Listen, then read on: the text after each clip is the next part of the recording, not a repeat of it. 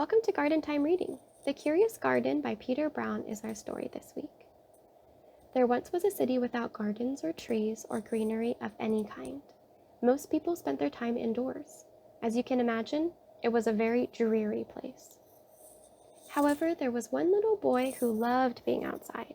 Even on drizzly days, while everyone else stayed inside, you could always find Liam happily splashing through his neighborhood. It was on one such morning that Liam made several surprising discoveries. He was wandering around the old railway as he did from time to time, when he stumbled upon a dark stairwell leading up to the tracks.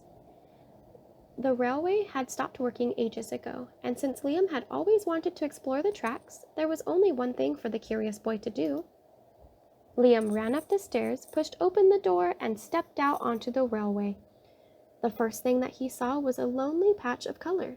Wildflowers and plants were the last thing that he expected to find up here.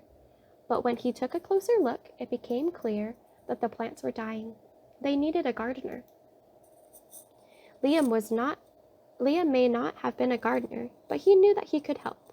So he returned to the railway the very next day and got to work. The flowers nearly drowned, and he had a few pruning problems, but the plants patiently waited while Liam found better ways of gardening. As the weeks rolled by, Liam began to feel like a real gardener, and the plants began to feel like a real garden. Most gardens stay in one place, but this is no ordinary garden. While miles of open railway ahead of it, the garden was growing restless. It wanted to explore. The tough little weeds and mosses were the first to move. They popped up further and further down the tracks and were closely followed by more delicate plants. Over the next few months, Liam and the curious garden explored every corner of the railway.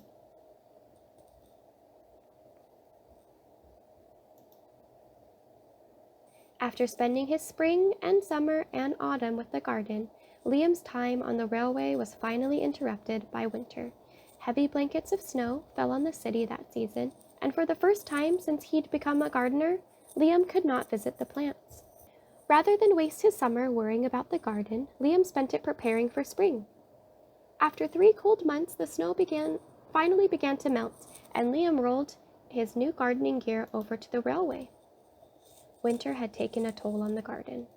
But thanks to Liam planning, his handy new tools, and a little help from the sun, the plants soon awoke from their winter sleep. The garden has always wanted to explore the rest of the city, and that spring, it was finally ready to make its move. Once again, the tough little weeds and mosses set out first. They popped up further and further from the railway and were closely followed by the more delicate plants. The garden was especially curious about old, forgotten things. A few plants popped up where they didn't belong. Others mysteriously popped up all at once. But the most surprising things that popped up were the new gardeners.